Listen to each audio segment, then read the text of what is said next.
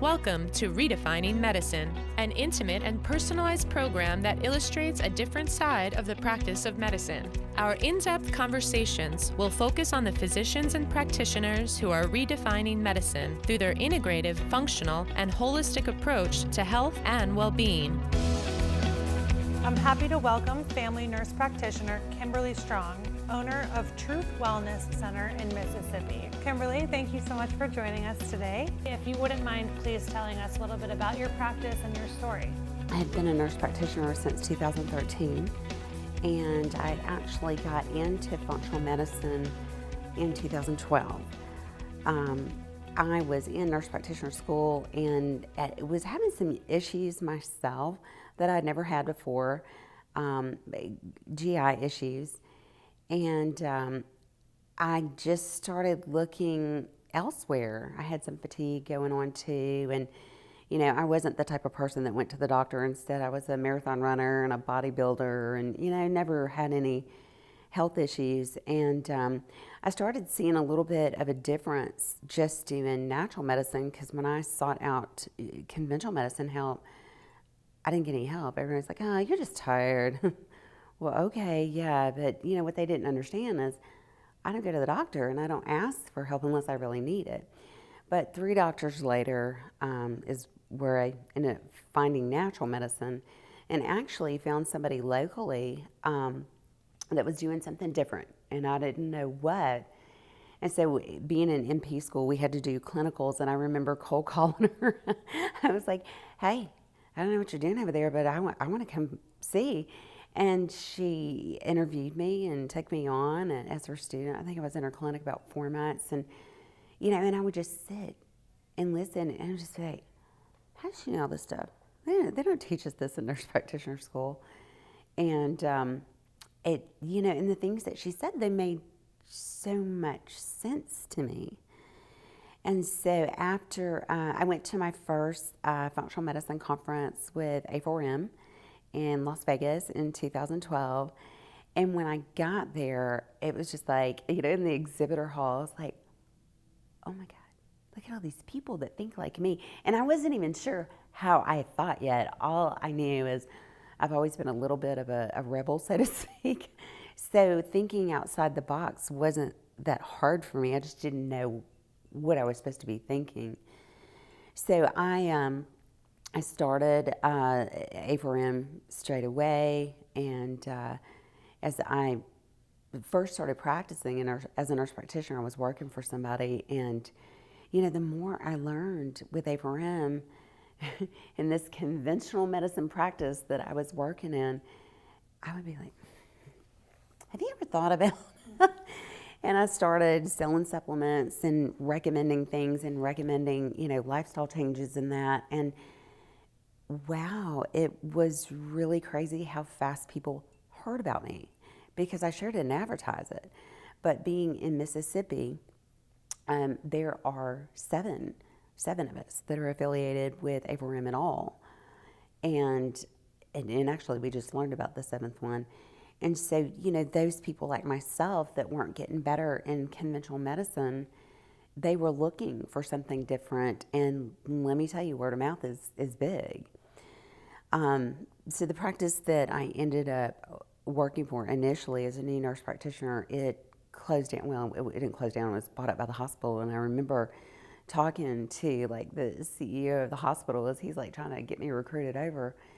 And I'm like, well, hey, you know, I do this functional medicine. And as a matter of fact, he was from Florida. And so he's like, oh, yeah, I know what functional medicine is. He's like, oh, yeah, we don't want you to do any of that stuff. Like, we just want you to do primary care. And, you know, the thought of doing just primary care after I knew a little bit of something was actually nauseating. So, lo and behold, I opened my own practice, and here I am a little over 3 years later with my own practice, and it is thriving. I'm very blessed to have people come from all over the state of Mississippi and Louisiana and Texas, Alabama, Florida. I had somebody come to me from North Carolina one time. I was like, oh, God, let me find you somebody up there.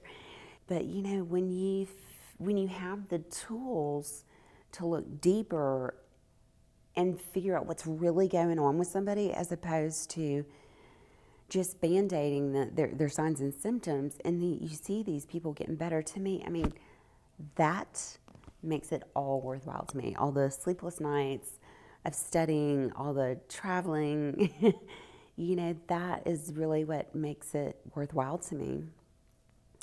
Another quick little story, I'm going to tell you, I am actually dealing with mold toxicity right now. I am not 100% better. Our house had a little flood about 4.5 years ago. And, thank goodness I was in the house, or the flood would have been a lot worse. My washing machine just kept filling and filling and filling. And so we did everything we, thought we knew how to do to get the house cleaned up. But it wasn't too long after that I really started feeling horrible. And, I explained it away because I'm a type A person. I work like a workhorse. And I've got to tell you, it took me 2 years to figure out what was wrong with me, because you cannot see the mold and you cannot smell it. But thanks to A4M and survivingmold.com, Dr. Richie Shoemaker, Dr. Angie Heyman, Dr. Jill Carnahan, Dr. LaValle, all those awesome mentors of mine, and some of the classes through A4M, I figured out how to help myself. And it was a tough journey because nobody in Mississippi believed in mold toxicity. And anyhow, so I am still dealing with that problem at home. But I've got to tell you, there was a point in time last year, had I not started the treatment and done the therapies that were recommended through A4M, I honestly felt like I would have died already. My heart even went into atrial fibrillation April 2nd of last year over the mold, because it causes such a mitochondrial issue.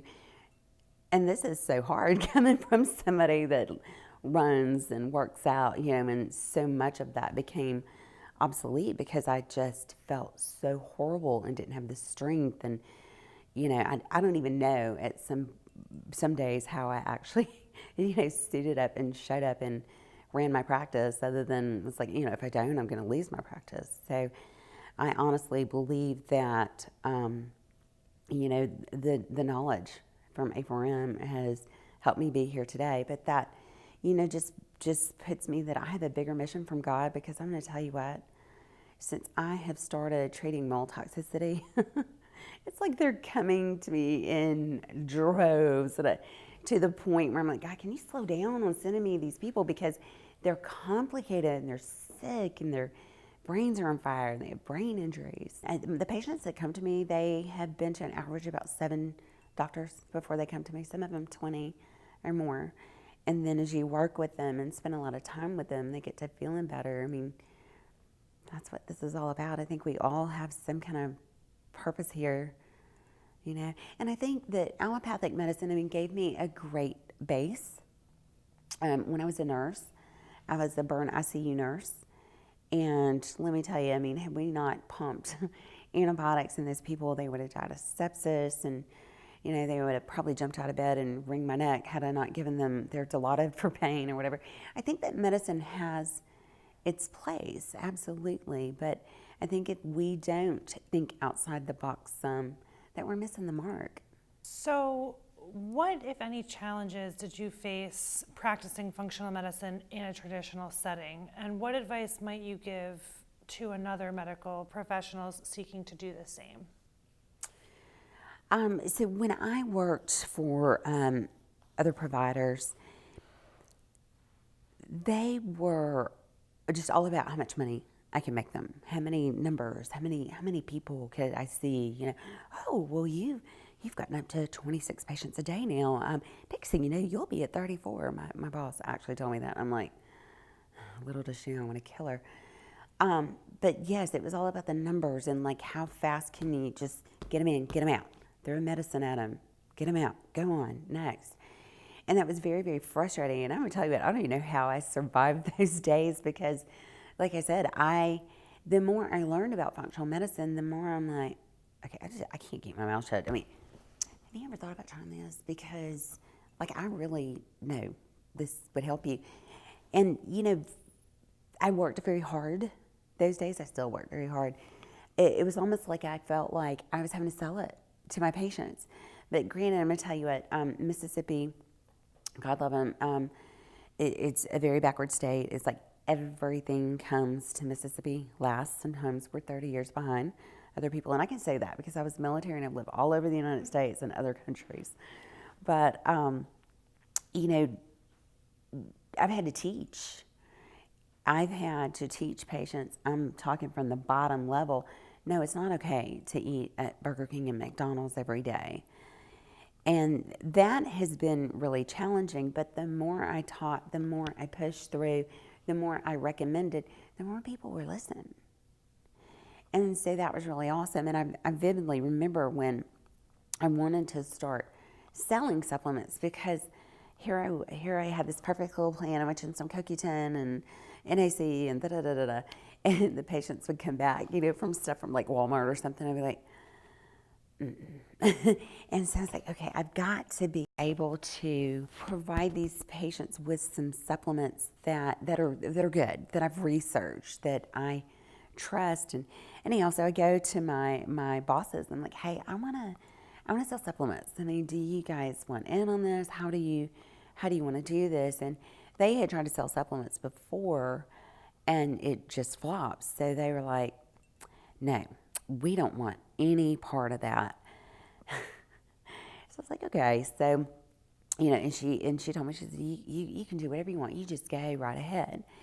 And I'm like, well, you know, I want to practice more wellness than primary care. Well, wellness is a big, you know, pop word. And of course she was like, oh yes, I want you to practice wellness.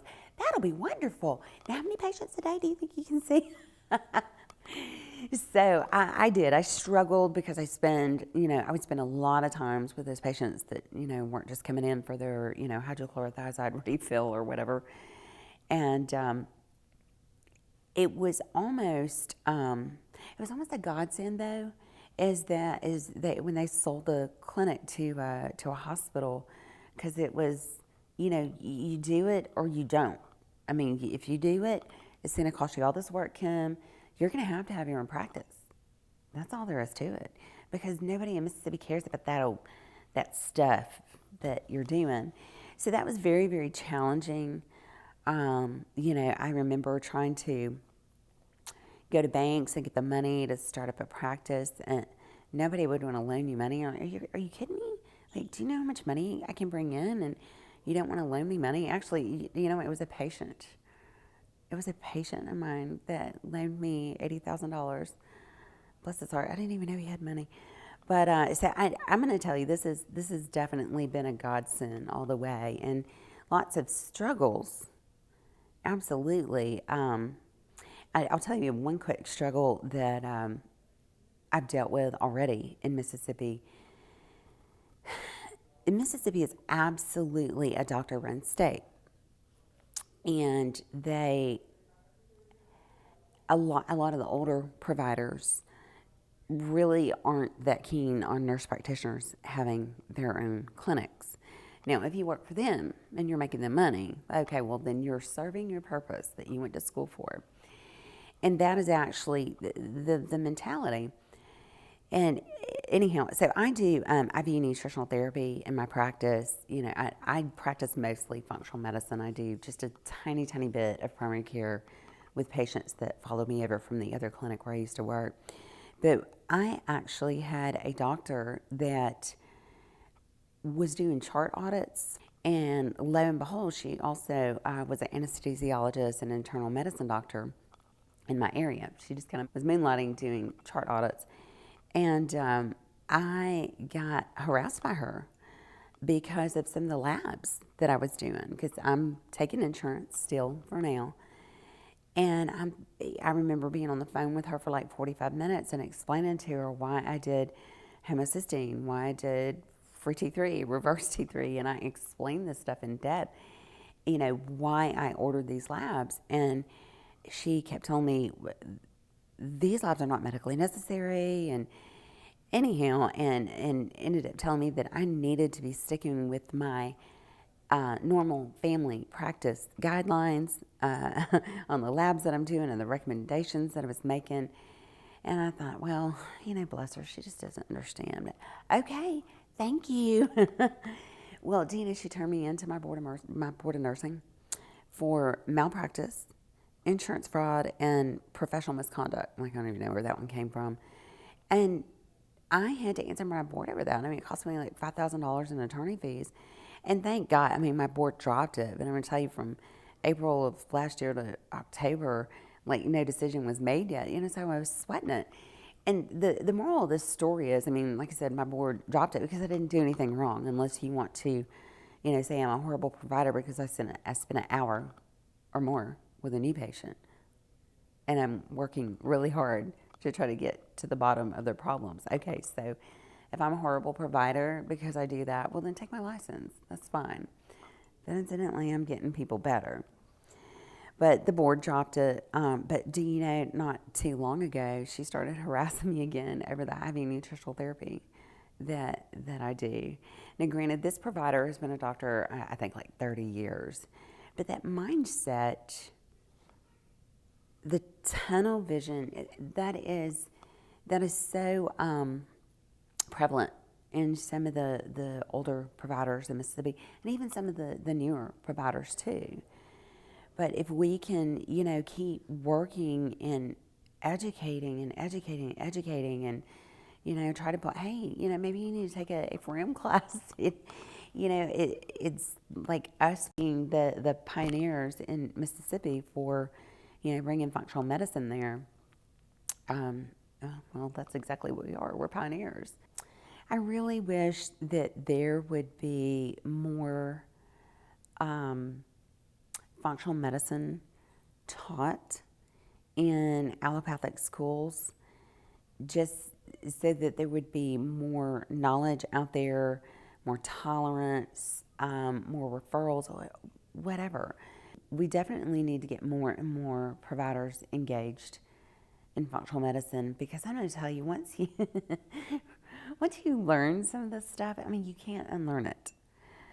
Just like with my mold toxicity patients, sometimes I'm like, oh gosh, I wish I did not know the things that I know, because when you see it, you can't unsee it. So yeah, I would love to see more providers get education in functional medicine.